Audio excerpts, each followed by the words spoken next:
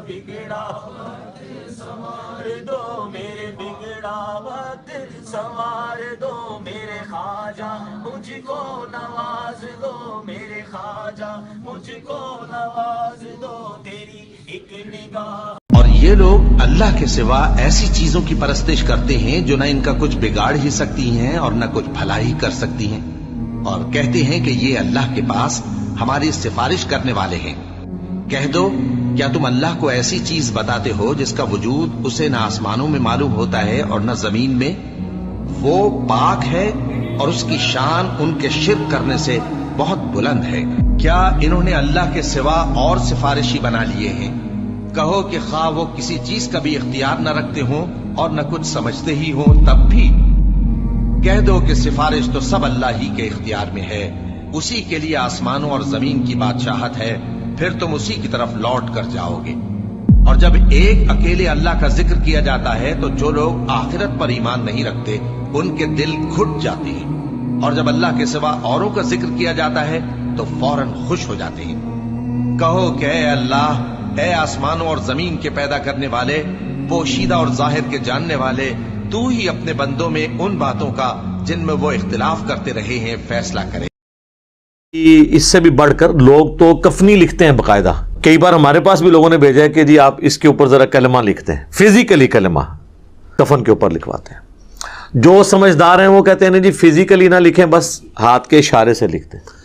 اسی طریقے سے بعض لوگ حج اور عمرے کے لیے جب مکہ شریف جاتے ہیں وہاں سے زمزم کے اندر بھگو کے لے آتے ہیں کفن کو۔ بعض لوگ مدینہ شریف کی مٹی لے آتے ہیں، ساتھ کفن میں رکھ دیں گے۔ عہد نامہ، بعض لوگ، اب وہ عہد نامہ تو خود ہی کوئی ثابت نہیں ہے، اس کو رکھتے ہیں قبر کے اندر اور کہتے ہیں اس کی برکت سے کچھ ہو جائے گا۔ میرے بھائی اس سے کچھ نہیں ہونا۔ صحیح بخاری اور صحیح مسلم کی متفق علیہ حدیث ہے کہ اللہ کے محبوب صلی اللہ علیہ وآلہ وسلم نے فرمایا، انسان کے 3 دوست ہیں، قبر میں صرف ایک ہی ساتھ جاتا ہے اور وہ اس کے اعمال ہیں۔ 2 دوست باہر ہی رہ جاتے ہیں، اس کا مال اور اس کے رشتہ دار، یہ قبر سے باہر رہتے ہیں۔ لہٰذا یہ قبر میں تو ان چیزوں سے کوئی نفع ہونے والا نہیں۔ جہاں تک پھول ڈالنے کا تعلق ہے تو پھول کی تو اصل کوئی موجود نہیں ہے۔ اس کو جس حدیث پر قیاس کیا جاتا ہے نا وہ بھی بہت دور کا قیاس ہے۔ وہ حدیث صحیح بخاری اور صحیح مسلم دونوں کے اندر موجود ہے کہ اللہ کے محبوب صلی اللہ علیہ وآلہ وسلم ایک جگہ سے گزر رہے تھے تو آپ رک گئے اور آپ نے فرمایا کہ ان 2 قبر والوں کو عذاب ہو رہا ہے۔ یعنی اللہ تعالیٰ نے اپنے نبی علیہ السلام کو وہ غیبی خبر دے دی، دکھا دیا، اور فرمایا کہ کسی بہت بڑی بظاہر وجہ سے نہیں، ایک شخص جو ہے وہ چغلی کھاتا تھا اور دوسرا پیشاب کے چھینٹوں سے نہیں بچتا تھا۔ پھر نبی صلی اللہ علیہ وآلہ وسلم نے اپنے مبارک ہاتھوں سے ایک درخت کی ٹہنی توڑی اور اس کے 2 ٹکڑے کر کے دونوں قبروں پر ایک ایک ٹکڑا لگا دیا اور فرمایا کہ جب تک یہ ہری رہیں گی، یعنی یہ بریکٹ میں جو اگلے الفاظ ہیں، یعنی وہ لوگ کہتے ہیں تسبیح کرتی رہیں گی، یہ بریکٹ میں ہوتے ہیں، اصل میں الفاظ ہیں کہ جب تک یہ سرسبز رہیں گی ان کے عذاب میں تخفیف ہوگی۔ اب اس حدیث کے تحت بعض لوگ یہ کہتے ہیں کہ چونکہ ہری جو ٹہنیاں ہیں وہ زندگی کی علامت ہے اور وہ زندہ چیز جب اللہ کا ذکر کرے گی تو اس کی برکت سے قبر والے کو نفع پہنچے گا۔ اب یہ سب کچھ ایکسپلینیشن ہے، اس حدیث میں یہ الفاظ نہیں ہے، اور اس ایکسپلینیشن کے ساتھ آپ اختلاف بھی کر سکتے ہیں۔ اس کی وجہ یہ ہے کہ چیز کوئی ہری ہو یا سوکھ جائے، دونوں حالتوں میں اللہ کا ذکر کرتی ہے۔ سورہ بنی اسرائیل میں آیا نا کہ کوئی ایسی چیز نہیں ہے جو اللہ کی حمد کے ساتھ اس کی تسبیح نہ کرتی ہو مگر یہ کہ تم اس کی تسبیحات کو سمجھ نہیں سکتے۔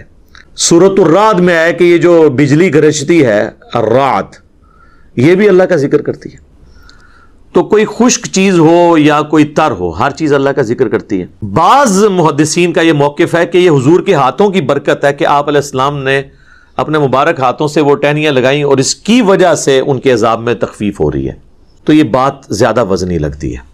بہرحال اس سے اصل ثابت ہو گئی کہ آپ ٹہنی لگا سکتے ہیں۔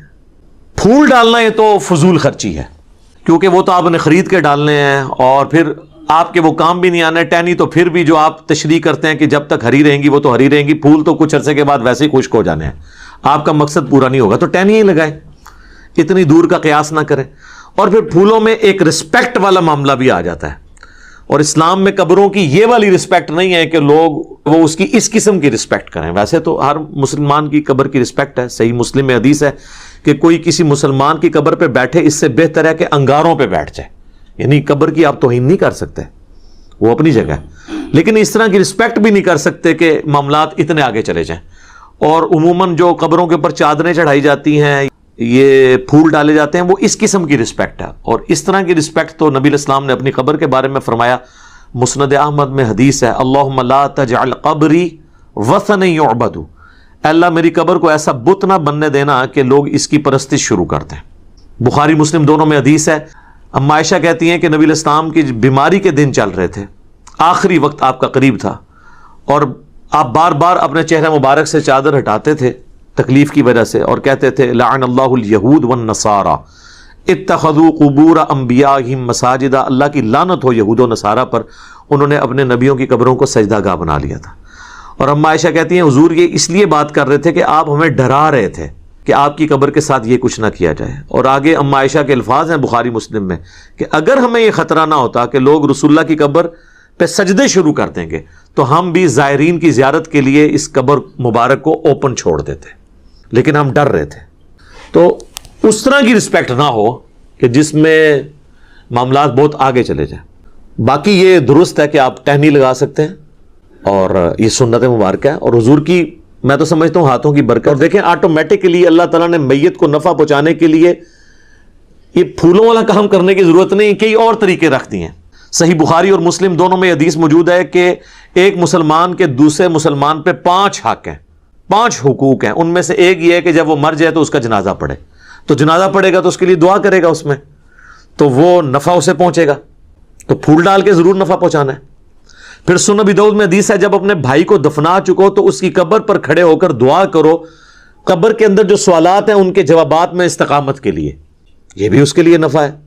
پھر اس کے بعد بھی جب آپ کبھی قبر پہ جائیں تو صحیح مسلم میں موجود ہے آپ نے قبرستان والوں کے لیے دعا کرنی ہے, السلام علیکم اہل الدیار من المؤمنین والمسلمین وَإِنَّا إِن شَاءَ اللَّهُ بِكُمْ لَلَاحِقُونَ نَسْأَلُ اللَّهَ لَنَا وَلَكُمُ الْعَافِيَةَ.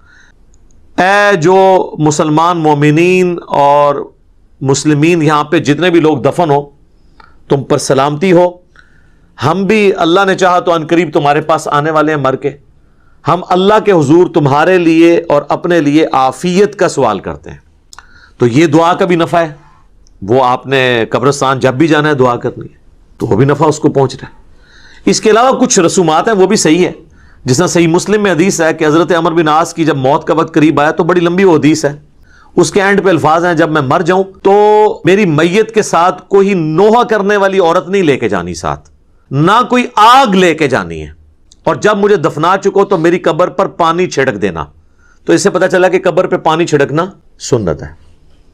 اور میری قبر پہ اتنی دیر بیٹھے رہنا, یعنی اس کے اوپر نہیں, یعنی مراد اس کے سائڈ پہ, جتنی دیر اونٹ کو نہر کر کے, اونٹ کو نہر کرنے کے بعد اس کا گوشت تقسیم کیا جاتا ہے, یعنی آلموسٹ 2.5-3 گھنٹے, تاکہ میں اپنے قبر کے ساتھ مانوس ہو جاؤں اور سوالات کے جوابات میں مجھے استقامت نصیب ہو. تو قبر پہ بیٹھنا اتنی دیر تو یہ سنت ہے, یعنی ظاہر ہے سنت اس اعتبار سے ایک صحابی تعلیم کر رہے ہیں. تو پانی کا چھڑکاؤ کرنا بھی سنت ہو گیا, جنازے کی دعا بھی سنت ہو گئی, قبرستان کی دعا بھی سنت ہو گئی. اور سورۃ الحشر میں تو اللہ تعالیٰ نے کیٹاگوریکلی فرمایا ربنا اغفر لنا ولاخواننا الذین سبقونا بالایمان, اہل ایمان کی نشانی ہے کہ وہ اپنے سے اگلے جو لوگ گزر چکے مر چکے ان کے لیے دعا کرتے ہیں. تو وہ تو ہم عام دعاؤں میں بھی ہمارا حصہ ان تک پہنچتا رہتا ہے, وہ ہم نے دعا کرنی ہے ہر صورت میں. باقی اللہ کی مرضی کسی کے حق میں دعا قبول کر لے. تو وہ اس قسم کی جو رسومات ہیں وہ دعاؤں کی شکل میں جتنے معاملات ہیں وہ تو ٹھیک ہیں. اس طرح قبر کے اوپر چادر ڈالتے ہیں تو یہ تو کوئی ثابت نہیں ہے. صحیح مسلم میں حدیث ہے کہ نبی علیہ السلام کی قبر میں سرخ رنگ کی چادر بچھائی گئی تھی آپ کے جسم مبارک اور مٹی کے درمیان, تاکہ یعنی وہ مٹی نہ لگے جسم مبارک اور کفن کو. تو قبر کے اندر آپ چٹائی بچھا سکتے ہیں, یعنی اس کو میت کو مٹی سے بچانے کے لیے, یہ بالکل درست ہے. اور قبر کے اوپر پانی چھڑکنا مٹی کے بعد ڈالنے کے بعد یہ بالکل درست ہے. اور میرا خیال نہیں ہے کہ اس میں آپ کو کوئی عطر وغیرہ کی بوتل ضائع کرنے کی ضرورت ہے, اس لیول پہ جانے کی ضرورت نہیں ہے. پھولوں کا جہاں تک معاملہ ہے وہ تو کوئی اس طریقے سے ثابت نہیں ہے. اب وہ جس طریقے سے قیاس کر رہے ہیں تو وہ پھر قیاس ملٹی پلائی ہوتا جائے گا, اور مجھے اس کی کوئی لاجک سمجھ نہیں آتی کیونکہ اس میں فضول خرچی والا عنصر بھی اور قبر کی ایک ضرورت سے زیادہ تعظیم والا معاملہ بھی آ جاتا ہے جو اس میں فٹ ان نہیں بیٹھتا. خصوصاً ہمارے معاشرے کے اندر تو آپ کو پتا ہے کہ یہاں ہم یہ رسک نہیں لے سکتے کہ لوگوں کو اپنے اپنے معاملات کرنے کی اجازت دیں. یہاں تو لوگ قبروں پہ اذانیں دے رہے ہیں. یعنی اگر قبر پہ اذان ہوتی تو نماز جنازہ سے پہلے اذان ہو جاتی نا. وہ تو نماز تھی، اس سے پہلے اذان نہیں ہوتی. جب نماز جنازہ سے پہلے اذان نہیں ہے تو قبر کے اوپر اذان کہاں سے؟ پھر میت کے ساتھ جاتے ہوئے وہ لا الہ الا اللہ اونچی آواز میں پڑھتے ہیں. آپ اگر کہہ دیں کہ یہ ثابت کیوں کہتے ہیں آپ کلمے کو نہیں مانتے. آپ دیکھیں کہ کس کس قسم کی چیزیں ساتھ جوڑی ہوئی ہیں. بھئی اگر اسی چیز کے طریقے سے چیزوں کو منوانا ہے تو پھر کل کو ہم کہیں گے کہ آپ جنازے کی اذان اور عید کی اذان شروع کریں تو یہ کہیں گے نبی علیہ السلام نے نہیں دی ہے، ثابت نہیں ہے. تو آپ کہیں پھر ہم ان کو پھر یہ کہیں گے کہ پھر آپ تو اذان کو ہی نہیں مانتے. تو یہ کیا کہیں گے کہ ہم مانتے ہیں لیکن جدھر ہے وہاں مانتے ہیں نا. تو سر ہم بھی وہیں پہ اذان مانتے ہیں جہاں پہ ہے. ٹھیک ہے نا جی. تو بس اس طرح سے چیزیں ان لوگوں نے بنا دی ہیں. اب کیا کیا جائے؟ اس طریقے سے کسی کو کوئی نفع نہیں پہنچایا جا سکتا زبردستی دھونس کے ساتھ. میت کے لیے دعا کریں. صحیح مسلم میں حدیث ہے کہ مرے ہوئے شخص کو، میت کو صرف 3 چیزوں کا ثواب پہنچتا ہے. نمبر 1 صدقہ جاریہ، اس نے اپنی زندگی میں کوئی ایسا کام کیا جو بعد میں بھی جاری ہے. دوسرا فرمایا علم کی بات، جیسے امام بخاری نے صحیح بخاری لکھی، امام مسلم نے صحیح مسلم. قیامت تک لوگ اس علم سے نفع حاصل کریں گے تو امام بخاری امام مسلم کا آٹومیٹکلی ثواب مل رہا ہے. اور تیسرا فرمایا نیک اولاد جو اس کے لیے دعا کرتی ہے، اس کا بھی ثواب ملے گا.